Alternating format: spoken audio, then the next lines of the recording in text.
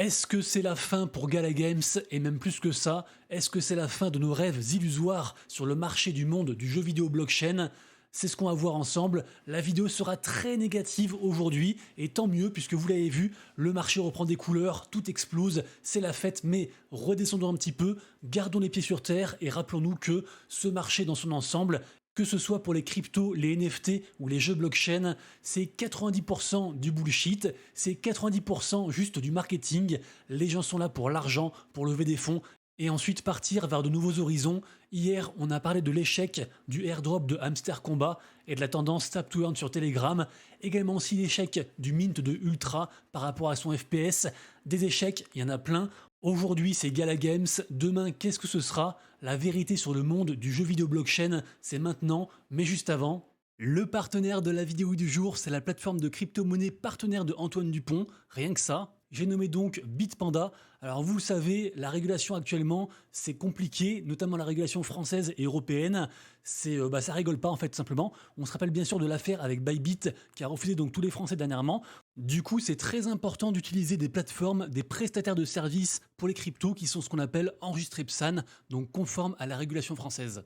Et c'est évidemment le cas de Bitpanda. Alors moi, ce que je pense, c'est que dans une optique de diversification, pour pas mettre tous ses œufs dans le même panier, genre sur Binance ou autre, ça peut être pas mal de s'intéresser à Bitpanda.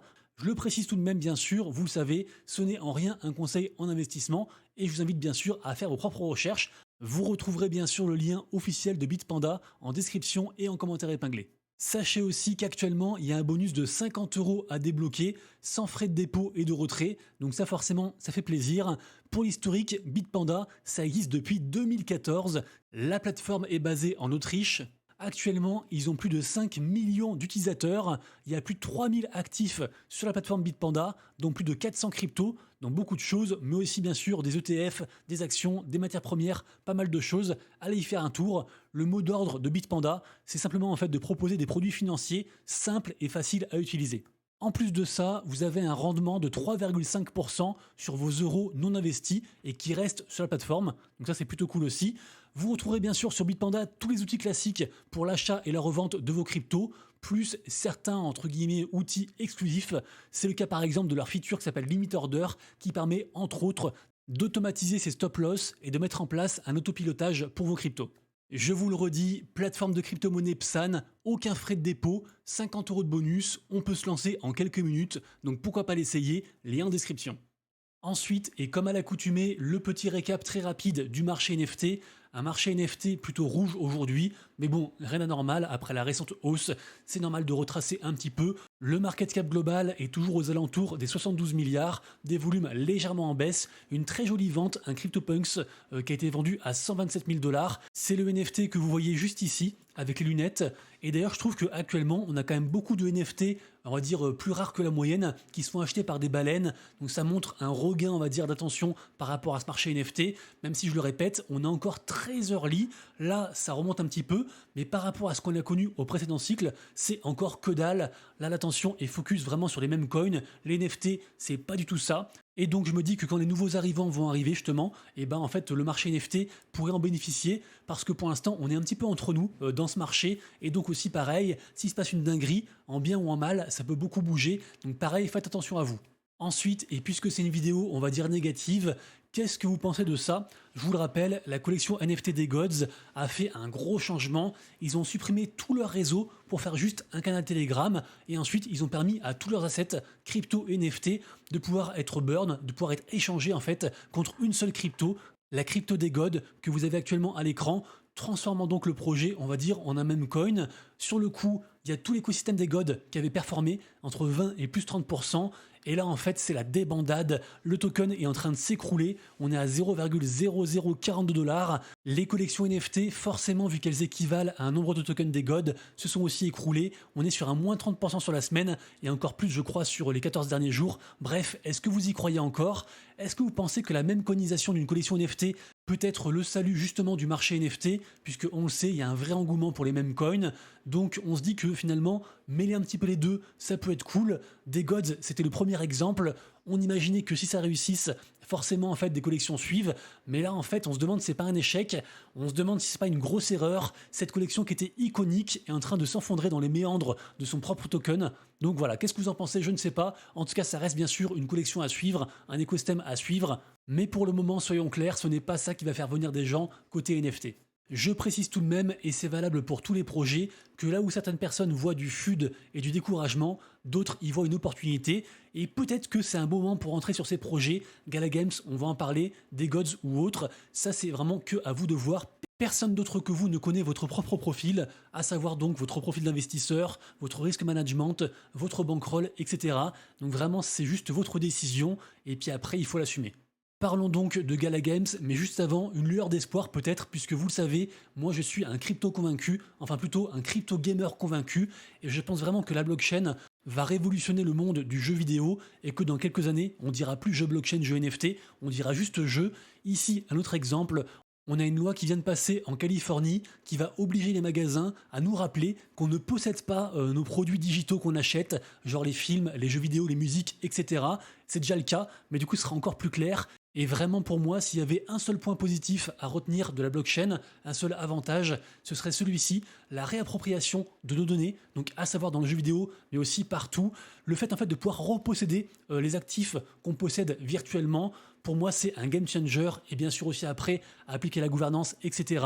Mais donc voilà, je pense que le jeu vidéo blockchain est l'avenir, mais pour le moment, force est de constater que les gens surfent sur cette tendance, en profitent pour lever de l'argent, lever des fonds, et puis après se barrer, et que l'essentiel des acteurs actuels sont en fait juste des gens qui n'y connaissent rien en gaming et qui n'y voient qu'une opportunité financière. Je ne dis pas que c'est le cas de Gala Games, en tout cas Gala Games, ils ont évidemment levé beaucoup d'argent, ils ont aussi vendu beaucoup de choses, parce que beaucoup de gens le savent, chez Gala Games, c'est assez cher en général, les NFT, etc., ça coûte cher. Gala Games, c'est une immense structure qui est pas que dans le jeu vidéo, ils sont aussi sur les films et la musique, mais de base, c'est vraiment, on va dire, une sorte de studio de jeux vidéo, une grosse plateforme avec Marketplace qui produit ses propres jeux, qui diffuse aussi d'autres jeux, un peu comme un Steam version Web3.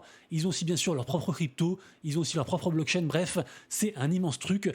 Moi perso, j'y ai beaucoup cru pendant très longtemps, et ce même quand on regarde la gueule du token, et franchement ça fait flipper. Après en vrai c'est pas le seul, on a plein de cryptos, plein de projets qui ressemblent à cette courbe, et je le précise, Gala Games sur un an, on est quand même quasiment en x2, sur le mois en cours on est sur un plus 25%, ça reflète bien sûr aussi un peu le marché actuel, et sur la semaine, un plus 17%. Alors qu'est-ce qui se passe pour que je dise que peut-être c'est la fin de Gala Games?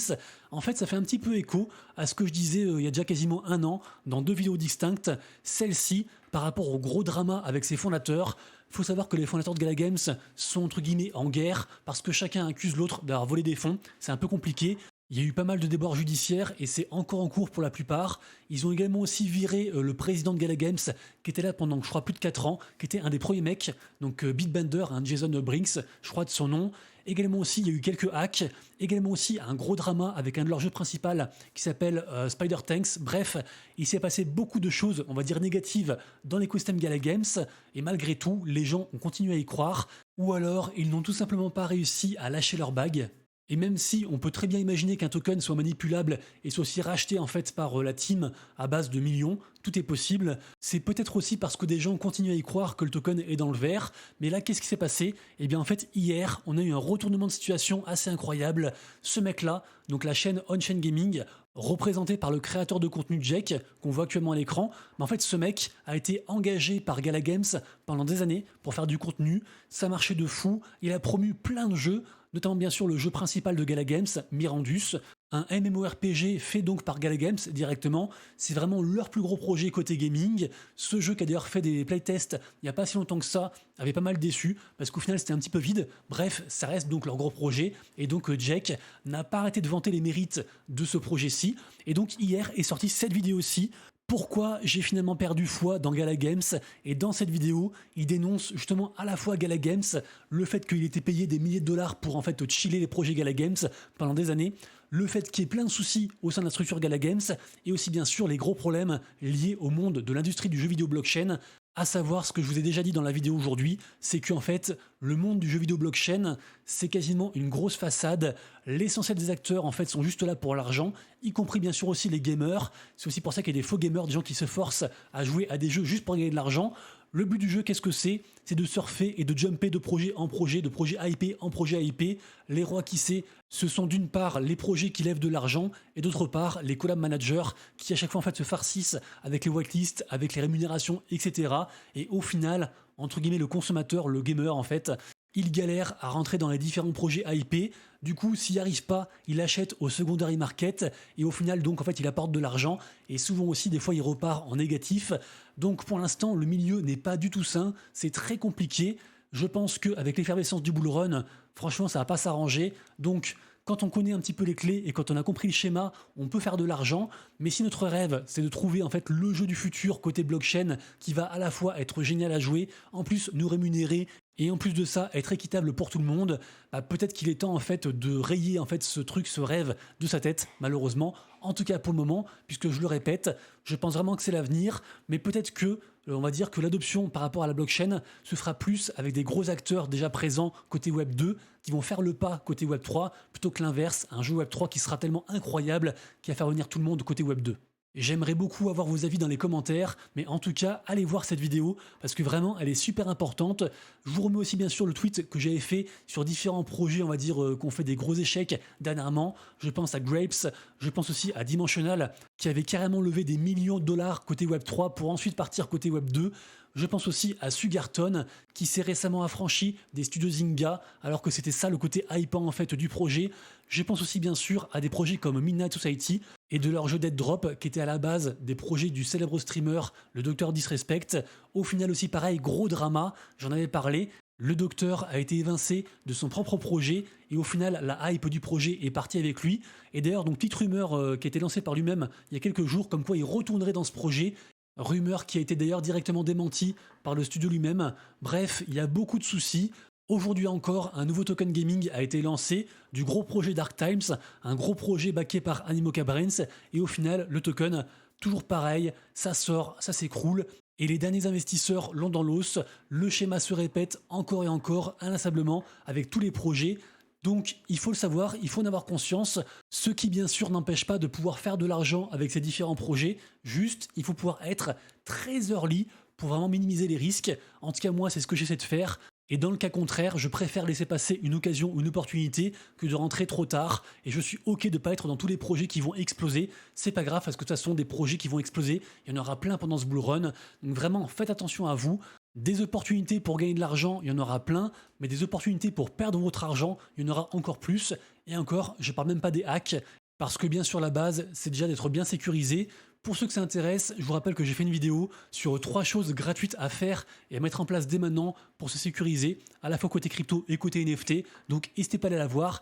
Et tout de même, pour finir sur une touche positive, sachez que la nouvelle phase de airdrop du projet My Neighbor Alice a commencé, c'est en fait une nouvelle saison. My Neighbor Alice, c'est une sorte de Animal Crossing qui marche très bien depuis pas mal de temps. C'est un ancien projet et en fait là récemment ils sont partis sur Chromia, donc sur le mainnet. Du coup voilà, c'est assez intéressant et on peut aussi faire ça gratuitement. Et aussi pareil, hier j'ai parlé de la sortie du projet Monster Tycoon par Pixelmon et Playamber. Sachez que on peut aussi gagner 100 gemmes grâce à ce projet, 100 gemmes sur Immutable X. Je vous le rappelle, la blockchain Immutable a mis en place une grosse campagne de récompenses, donc on peut gagner des gemmes tous les jours en se connectant, 3 gemmes par jour, plus aussi on peut faire des quêtes liées à différents jeux qui font gagner des gemmes, et à la fin ces gemmes donc donneront des cadeaux, et a priori aussi surtout du token IMX, évidemment c'est ce qu'on attend. Bref, merci à tous d'avoir suivi la vidéo, j'espère que c'était pas trop négatif et que au contraire ça va vous aider pour ce cycle, pour ce bull run. Si vous avez aimé la vidéo, n'hésitez pas à vous abonner et à liker la vidéo, vous remettre un commentaire, ça booste l'algorithme, donc merci à tous pour le soutien. Quant à nous, on se retrouve donc dès lundi pour la prochaine vidéo, passez un excellent week-end et d'ici là, prenez soin de vous, de vos proches et de vos wallets. C'était Monsieur Rabbit, ciao.